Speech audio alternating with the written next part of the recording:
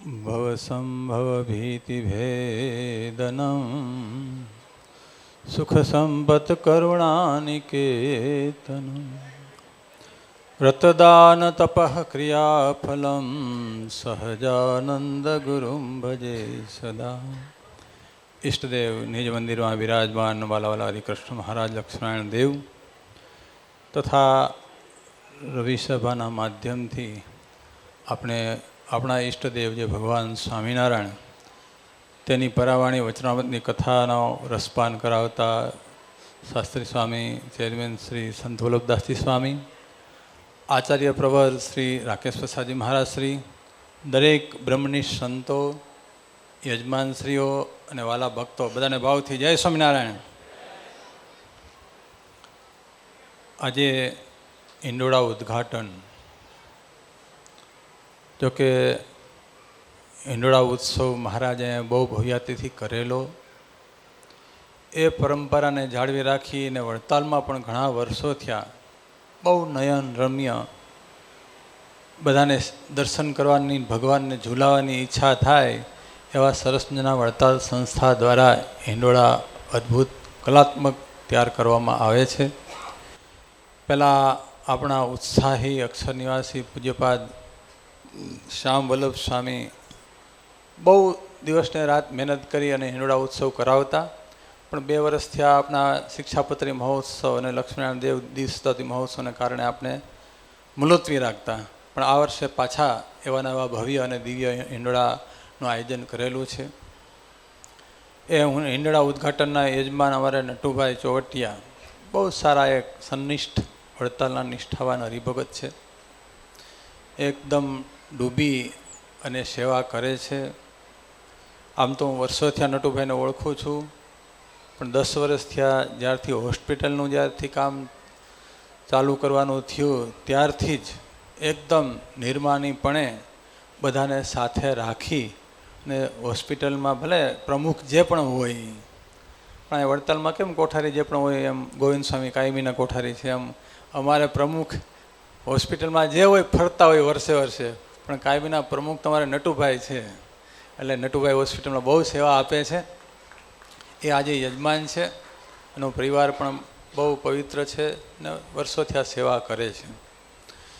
વિશેષ વચનામૃતની કથા મહારાજની પરાવાણી પૂજ્યપાદ સંત વલ્લભ સ્વામી રવિસભાના માધ્યમથી આપણને બહુ સુખ આપે છે.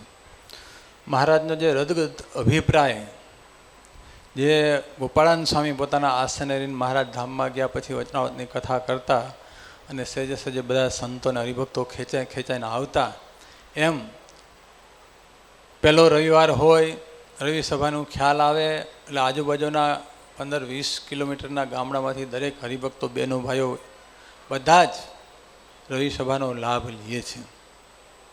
આજે રવિસભાના માધ્યમથી આજે સાથે સાથે હિંડોળા ઉદ્ઘાટન. હિંડોળા મહારાજ આગળના વક્તાએ કીધું એમ હરિભક્તના ભાવને જોઈ અને મહારાજ અલગ અલગ ગામમાં અલગ અલગ વૃક્ષોને તળે હિંડોળો બાંધી અને મહારાજ હિંચકા છે અને સંતોએ અને હરિભક્તોએ બહુ ભાવથી મહારાજને ઝુલાવ્યા છે. અને એના કીર્તનો પણ બહુ છે. ને લાંબામાં લાંબો ઉત્સવ હોય ને તો હિંડોળા ઉત્સવ છે, 1 મહિનો સુધી ચાલે. બાકી બધા ઉત્સવ છે ને 1 દિવસના હોય, 2 કલાકના હોય. પાટોત્સવ હોય તો એ નિમિત્તે કથાન બધું કરે 7-7 દિવસ, પણ મહારાજનો પ્રતિષ્ઠાનો દિવસ હોય ત્યારે ભગવાનને અભિષેક, અન્નકૂટ, રાજોપચાર જે એ બધું 1 જ દિવસ. પણ હિંડોળા તો 1 મહિના સુધી.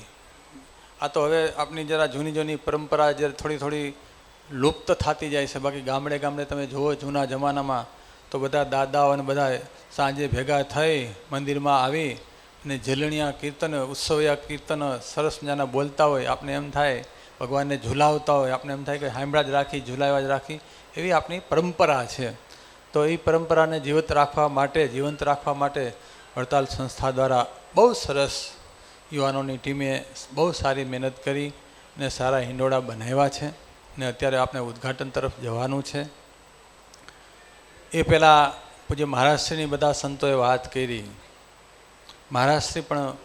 મહારાજશ્રી છે, લાલજી મહારાજ છે, ગાદીવાળા છે, પોતાના શરીરની પરવા કર્યા વિના દિવસને રાત જોયા વિના હરિભક્તોને કઈ રીતે સમાસ થાય, કઈ રીતે સુખ થાય ને આપણા વડતાલનું, આપણા સ્વામી ભગવાનનું ગૌરવ કઈ રીતે વધે, એ રીતે દિવસને રાત મહારાજશ્રી પ્રયત્ન કરે છે ને વિચરણ કરે છે. તો વિશેષ હમણાં મહારાજશ્રીની ષષ્ઠી પૂર્તિ કહેતા 60મો જન્મદિવસ આવે છે. આવતી 18 તારીખ ને મંગળવાર બધા વડતાલ, જુનાગઢ, ગઢડા, ધોલેરા બધા સંતો, બધા બોર્ડ ભેગા થઈ અને જુનાગઢ રાધારામ દેવના સાનિધ્યમાં તારીખ 18 ને મંગળવારે મહારાષ્ટ્રની ષષ્ઠી પૂર્તિ મહોત્સવ ઉજવવાનો છે. તો વડતાલ સંસ્થા વતી, જુનાગઢ અને ગઢડા બધા સંસ્થા વતી બધાને ભાવભીનું આમંત્રણ છે કે બધા જ હરિભક્તો જે અલગ અલગ સિટીઓમાં રહીએ છીએ, ગામડે રહીએ છીએ, બધા સંતોને હરિભક્તોએ બધાએ આ ઉત્સવમાં જોડાવાનું છે. કારણ કે મહારાજે કીધું ને મારા દાખલા સામું જોજો, તો આપણે પણ મહારાજશ્રીના દાખલા સામું જોવાનું છે અને આપણે મહારાજશ્રીનો ઉત્સવ બહુ અતિ દિવ્ય અને ભવ્ય તેથી ત્યાં જુનાગઢ ધામને આંગણે ઉજવવાનો છે. બસ વિશેષ વચનાવતની કથા સ્વામીએ કીધું કે ગુણ ગ્રાહક બનવું. જેને ગુણ લેવાનો સ્વભાવ હોય ને એને સત્સંગમાં ક્યારેય કોઈ પ્રકારનું વિઘ્ન ન આવે. જેને અવગુણ લેવાનો સ્વભાવ હોય ને એનો કાંઈ નક્કી નહીં, એ 5, 15, 25 વર્ષે પણ એ સત્સંગમાંથી જાય ને જાય. પણ જેની ગુણગ્રાહક દ્રષ્ટિ છે એ મહારાજ કીધું કે અમાવસ્યાનો ચંદ્રમાં હોય પછી પડવો, બીજ, ત્રીજ, પૂનમ આવે ને કેમ વૃદ્ધિને પામતો જાય, એમ જેને ગુણ ગ્રહણ કરવાની જેની ટેવ છે એ સત્સંગમાં કાયમી ને કાયમી વધતો જાય ને વધતો જાય. અને એને આ છતે દેહે જ અક્ષરધામમાં જેમ હોય ને એને આ સત્સંગનું અક્ષરધામ જેવું જ સુખ આવે. આપણે ઘણા હરિભક્તો મળતા હોય દેશ વિદેશમાં. અહીંયા જેને ગુણગ્રાહક એની દ્રષ્ટિ છે એને સંતોમાંથી, હરિભક્તોમાંથી, મંદિરમાંથી, શાસ્ત્રમાંથી દરેક જગ્યાએથી એને ગુણ આવે. માટે આપણે કાયમી માટે પોઝિટિવ રહેવું અને દરેકનો ગુણ લેવો. અને કોઈ આ મહારાજે એવી કોઈ સર્જન નથી કર્યું કે જેનામાં ગુણ ન હોય. કોઈ પણ વસ્તુ, પદાર્થ, વ્યક્તિ, કોઈ પણ વસ્તુ લ્યો એમાં કાંઈક ને કાંઈક થોડા વધે અંશે એનામાં ગુણ હોય અને હોય.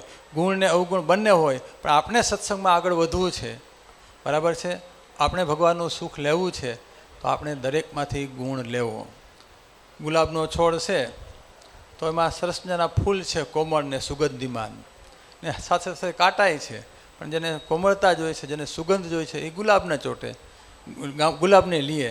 અને બાકી જેને કાંટા જ જોતા હોય તો એને કાંટા વાગવાના જ છે.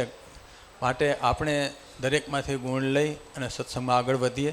અને વડતાલ સંસ્થા દ્વારા બધા સંતોની આત્મીયતાને કારણે બધાના સાથ સહકારથી આવા મોટા ઉત્સવ સરસ મજાના થાય છે.